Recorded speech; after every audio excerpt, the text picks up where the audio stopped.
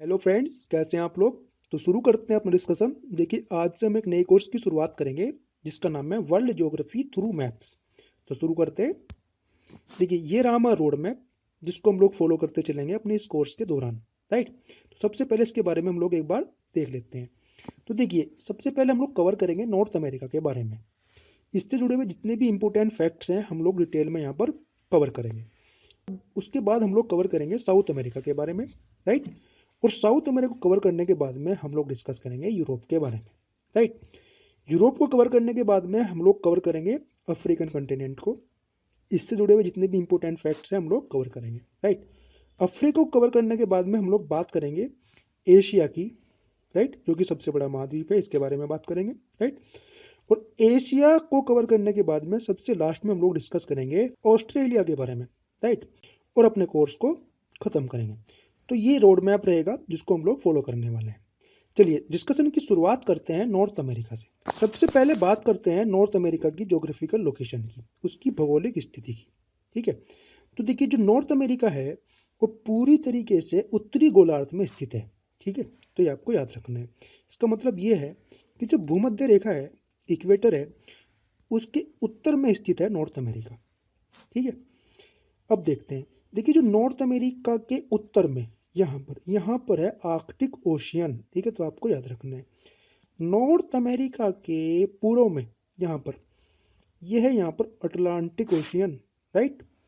और north America के पश्चिम में यहाँ पर है पैसिफिक ओशियन। तो आप देख सकते हैं कि जो नॉर्थ अमेरिका है वो 3 बड़े महासागरों से घिरा हुआ है, जिसमें शामिल है पैसिफिक ओशियन, आर्कटिक ओशियन और अटलांटिक ओशियन। ठीक है। तो ये आपको याद रखना है। देखिए, नॉर्थ अमेरिका के दक्षिण की बात करें तो यहाँ पर इसके दक्षिण में है यहाँ पर गल्फ ऑफ मैक्सिको। ठीक है। तो ये इन्फॉर्मेशन, ये फैक्ट्स आपको याद रखने हैं। ठीक है। अब देखते हैं। देखिए, जो नॉर्थ अमेरिका महाद्वीप है ये एशिया महाद्वीप से, या फिर ऐसे कहें कि रसिया से अलग होता है एक जल संधि के द्वारा, एक स्ट्रेट के द्वारा, जो कि काफ़ी इंपॉर्टेंट स्ट्रेट है। उसका नाम है बेरिंग स्ट्रेट। राइट। अब देखिए, इस स्टेट के बारे में तो हम लोग डिटेल में डिस्कस करेंगे जब हम सेपरेटली डिस्कस करेंगे इंपॉर्टेंट स्टेट के बारे में नॉर्थ अमेरिका। ठीक है। अभी के लिए आपको ये बता देता हूँ कि स्ट्रेट का मतलब ये होता है कि स्ट्रेट जो है एक नैरो स्ट्रिप होती है वाटर की, एक पतली सी पट्टी होती है जल की, जो कि दो बड़ी जल राशियों को आपस में मिलाती है। ठीक है।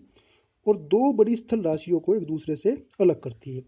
तो यहाँ पे जो आपस में मिलने वाली दो बड़ी जल राशियाँ हैं वो हैं आर्कटिक ओशियन और पैसिफिक ओशियन। राइट। और जो दो बड़ी स्थल राशियाँ हैं जो एक दूसरे से अलग हो रही है इस बेरिंग स्ट्रेट के द्वारा, वो है आपकी एक एशिया महाद्वीप। ठीक है। और दूसरा ये उत्तरी अमेरिका महाद्वीप। ठीक है। तो इसलिए बहुत इंपॉर्टेंट स्ट्रेट है, इसका नाम आपको याद होना चाहिए। आगे देखते हैं। देखिए, यहाँ पर है ये इस्थमस ऑफ पनामा। राइट। देखिए, इस्थमस ऑफ पनामा के द्वारा जो उत्तरी अमेरिका महाद्वीप है वो दक्षिणी अमेरिका महाद्वीप से अलग होता है।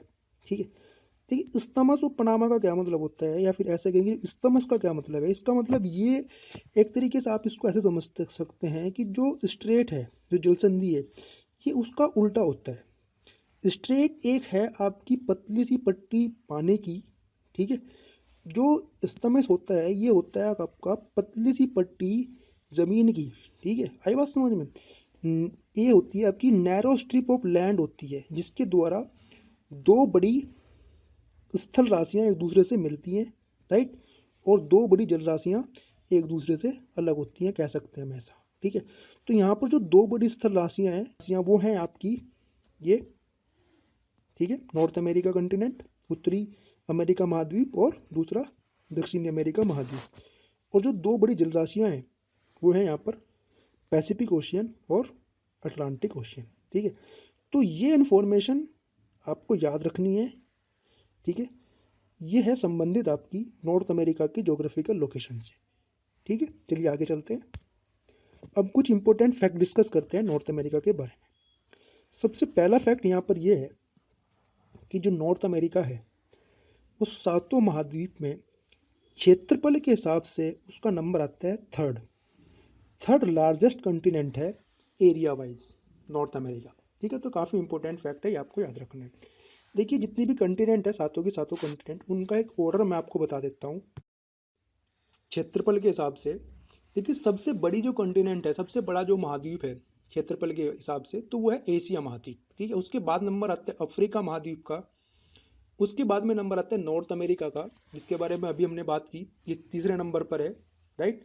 उसके बाद में नंबर आता है साउथ अमेरिका का, उसके बाद में नंबर आता है अंटार्कटिका का, राइट। उसके बाद में नंबर आता है यूरोप का, और सबसे लास्ट में नंबर आता है ऑस्ट्रेलिया का। तो ये ऑर्डर आपको याद रखना है, ये ऑर्डर जो है महाद्वीपों का ऑर्डर है उनके क्षेत्रफल के हिसाब से। ठीक है, तो दूसरा फैक्ट हम लोग देखते हैं कि जो नॉर्थ अमेरिका है, सातों महाद्वीपों में अगर जो हम पॉपुलेशन के हिसाब से बात करें, जनसंख्या के हिसाब से बात करें, तो नॉर्थ अमेरिका का नंबर आता है फोर्थ लार्जेस्ट कॉन्टिनेंट है ये जनसंख्या के हिसाब से, तो आपको याद रखना है। इसका भी ऑर्डर मैं आपको बता देता हूँ। ठीक है, देखिए जितने भी महाद्वीप है, सबसे जो हाईली पॉपुलेटेड कह सकते हैं, सबसे ज़्यादा जनसंख्या वाला जो महाद्वीप है, सबको ही पता होता है वो लगभग, उसका नाम है एशिया। ठीक है, एशिया के बाद में नंबर आता है अफ्रीका का, राइट। उसके बाद में नंबर आता है यूरोप का, उसके बाद में फिर नंबर आता है नॉर्थ अमेरिका का, जो कि चौथे नंबर पर है, जिसके बारे में अभी हमने बात की। उसके बाद में नंबर आता है साउथ अमेरिका का, राइट। फिर आता है आपका ऑस्ट्रेलिया, राइट। और उसके बाद में नंबर आता है अंटार्कटिका का। ठीक है, तो ये ऑर्डर, ये क्रम भी आपको याद रखना चाहिए, जो कि है आपका महाद्वीपों का क्रम है उनकी जनसंख्या के हिसाब से। अगला फैक्ट देखते हैं। देखिए ये देखते हैं यहाँ पर, जो धरती का जो कुल सरफेस एरिया है, ठीक है, उस कुल सरफेस एरिया का या उस कुल सरफेस का कितना प्रतिशत हिस्सा जो है नॉर्थ अमेरिका में है, ये भी काफ़ी इंपॉर्टेंट फैक्ट है, इसके बारे में भी आपको पता होना चाहिए। तो वो है 4.8%, 4.8%, राइट। तो ये आपको याद रखना है। अगर जो बात करें कि जो धरती पर कुल लैंड एरिया है, ठीक है, उसका कुल, उसका कितना प्रतिशत लैंड एरिया नॉर्थ अमेरिका में है। ठीक है, देखिए यहाँ पर तो है ये कुल सरफेस, इसमें तो वो एरिया भी आ जाएगा जहाँ पर जल राशियाँ हैं, जहाँ पर बड़े बड़े महासागर हैं, वो एरिया भी यहाँ पर आ गया। लेकिन यहाँ पर हम लोग बात कर रहे हैं केवल लैंड एरिया की, केवल जमीनी हिस्से की। ठीक है, तो उसका कुल कितना प्रतिशत नॉर्थ अमेरिका में है। ठीक है, तो ये है आपका 16.5%, 16.5%। ठीक है, ये फैक्ट देखते हैं यहाँ पर। देखिए इसके बारे में हम लोग बात कर चुके हैं कि जो नॉर्थ अमेरिका है जनसंख्या के हिसाब से चौथा सबसे बड़ा महाद्वीप है।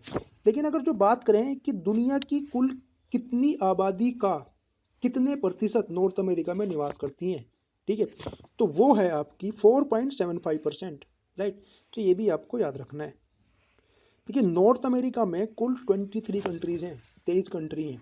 तो ये भी इंपॉर्टेंट फैक्ट है, इसके बारे में भी आपको पता होना चाहिए। और देखिए ये सारे के सारे फैक्ट्स ना आपको याद रखने हैं, ठीक है, तभी आपको फील आएगी कि हम नॉर्थ अमेरिका को अच्छे से कवर कर रहे हैं, राइट।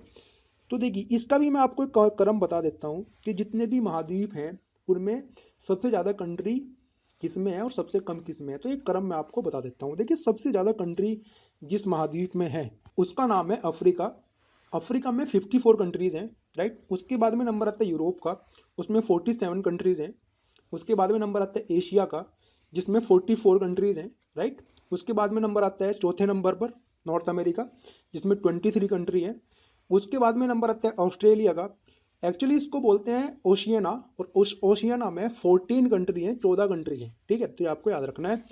उसके बाद में नंबर आता है साउथ अमेरिका का, जिसमें 12 कंट्री हैं, 12 कंट्री हैं। और सबसे लास्ट में नंबर आता है अंटार्कटिका में, जिसमें कोई भी कंट्री नहीं है, ठीक है। तो ये ऑर्डर भी आपको याद रखना चाहिए। अगला फैक्ट देखते हैं यहाँ पर। देखिए दुनिया में जितने भी प्रकार की जलवायु पाई जाती है वो सभी प्रकार की जलवायु नॉर्थ अमेरिकन कॉन्टिनेंट में पाई जाती है। उत्तरी अमेरिका महाद्वीप में वो सभी प्रकार की जलवायु पाई जाती है। इसको हम लोग डिटेल में डिस्कस करेंगे जब हम लोग नॉर्थ अमेरिका की क्लाइमेट के बारे में बात करेंगे, ठीक है। और दूसरा फैक्ट देखते हैं यहाँ पर। देखिए जो 100 डिग्री वेस्ट लॉन्गिट्यूड है, जो 100 डिग्री वेस्ट देशांतर रेखा है, वो नॉर्थ अमेरिका के बीचों बीच से गुजरती है, ठीक है, तो ये आपको याद रखना है। और ये जो 49 डिग्री नॉर्थ लेटीट्यूड है, अक्षांश रेखा है, ये यूएसए को कनाडा से अलग करती है, या फिर इसको ऐसे भी बोल सकते हैं कि 49 डिग्री नॉर्थ लेटीट्यूड अक्षांश रेखा कनाडा और यूएसए की राजनीतिक सीमा का निर्धारण करती है, ठीक है, तो आपको याद रखना है। और ये फैक्ट तो लगभग सभी लोगों को पता होता है। कि सन 1492 में कोलंबस ने नॉर्थ अमेरिका की खोज की थी। ठीक है, तो ये सारे फैक्ट्स आपको याद रखने हैं। चलिए आगे चलते हैं। देखिए सांस्कृतिक रूप से जो नॉर्थ अमेरिका है उसको दो भागों में बांटा गया है। एक है एंग्लो अमेरिका और दूसरा है लैटिन अमेरिका। राइट, अब एंग्लो अमेरिका में शामिल है आपका यूएसए और कनाडा। राइट, अब इसको एंग्लो अमेरिका इसलिए बोलते हैं क्योंकि यूएसए और कनाडा में कि यहाँ पर प्रमुख रूप से इंग्लिश भाषा, अंग्रेजी भाषा बोली जाती है, इसलिए इसको बोलते हैं एंग्लो अमेरिका। ठीक है, दूसरा है यहाँ पर लैटिन अमेरिका। लैटिन अमेरिका में शामिल है यहाँ पर ये मैक्सिको और दूसरा जो सेंट्रल अमेरिकन कंट्रीज हैं। देखिए यहाँ पर है सेंट्रल अमेरिका, इसको अभी हम लोग मैप के द्वारा देखने वाले हैं, घबराइएगा मत। ठीक है, और अच्छे से इसको याद भी कर लेंगे कि कौन कौन सी कंट्री सेंट्रल अमेरिका में आती है। ठीक है, सो मैक्सिको प्लस सेंट्रल अमेरिका और ये साउथ अमेरिका, ये शामिल है लैटिन अमेरिका में। लैटिन अमेरिका इसलिए बोलते हैं इसको कि यहाँ पर लैटिन लैंग्वेज का प्रचलन है, लैटिन लैंग्वेज यहाँ पर बोली जाती है। लैटिन लैंग्वेज जैसे कि स्पेनिश, पोर्तुगीज, फ्रांस, तो ये मतलब प्रमुख रूप से बोली जाती है यहाँ पर, इसलिए इसको बोलते हैं लैटिन अमेरिका। तो ये सांस्कृतिक का एक डिवीज़न है। ठीक है, कल्चरल डिवीज़न है नॉर्थ अमेरिका का, दो अमेरिका में, एंग्लो अमेरिका और लैटिन अमेरिका। ठीक है, चलिए आगे चलते हैं। अब हम लोग बात करते हैं नॉर्थ अमेरिका में जो कंट्रीज़ हैं उनकी और उनकी कैपिटल्स की, उनकी राजधानियों की। तो देखिए सबसे पहले बात करते हैं अलास्का की। तो देखिए अलास्का के बारे में आपको याद रखना है, जो कि काफ़ी इंपॉर्टेंट है, कि अलास्का यूएसए का एक स्टेट है, राज्य है यूएसए का।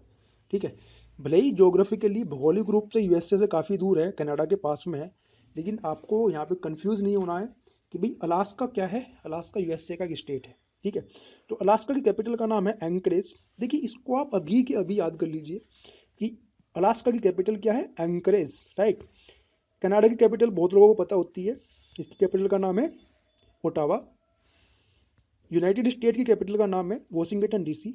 राइट, मैक्सिको की कैपिटल का नाम है मैक्सिको सिटी। ठीक है, यहाँ पर ये जो कंट्रीज जिनके बारे में हम लोग बात कर रहे थे, ये हैं यहाँ पर सेंट्रल अमेरिकन कंट्रीज। ठीक है, ये मैप यहाँ पर जूम करके इधर दिखाया गया, इसको देखिए आप। देखिए मैक्सिको की कैपिटल के बारे में हम लोग बात कर चुके हैं, जो कि है मैक्सिको सिटी। मैक्सिको के नीचे यहाँ पर ये कंट्री है ग्वाटेमाला, इसकी कैपिटल का नाम है ग्वाटेमाला सिटी। राइट, और ग्वाटेमाला के ऊपर यहाँ पर ये कंट्री है बेलिज, बेलिज की कैपिटल है बेल्मोपान। राइट, और यहाँ पर देखिए ये कंट्री है यहाँ पर एल सल्वाडोर, एल सल्वाडोर की कैपिटल है सैन सल्वाडोर। ठीक है, देखिए इनको आप याद कर लीजिए अभी के अभी। ठीक है, यहाँ पे ये कंट्री है, इसका नाम है होंडुरस, होंडुरस की कैपिटल का नाम है टेगुसिगल्पा। यहाँ पर ये जो येलो कलर में ये कंट्री है यहाँ पर निकारागुआ, इसकी कैपिटल है मानागुआ। राइट, और इसके नीचे यहाँ पर ये कंट्री है, इसका नाम है कोस्टा रिका, इसकी कैपिटल का नाम है सैन जोस। राइट, और सबसे लास्ट में यहाँ पर जो कंट्री है इसका नाम है पनामा, और पनामा की कैपिटल का नाम है पनामा सिटी। ठीक है, तो देखिए ये आपको याद करने हैं। ठीक है, जितने भी फैक्ट्स हम लोगों ने अभी डिस्कस किए, ठीक है, कुछ बेसिक्स फैक्ट हम लोगों ने डिस्कस किए, ज्योग्राफिकल लोकेशन के बारे में हम लोगों ने डिस्कस किया, कल्चरल डिवीजन के बारे में हम लोगों ने डिस्कस किया, और अमेरिका में जो कंट्रीज़ हैं और उनकी कैपिटल्स हैं इनके बारे में हम लोगों ने डिस्कस किया। ठीक है, तो ये सारे के सारे जितने भी फैक्ट्स हैं ये आप याद कर लीजिए। ठीक है, तभी आने वाले फैक्ट्स भी आपको अच्छे से याद हो पाएंगे।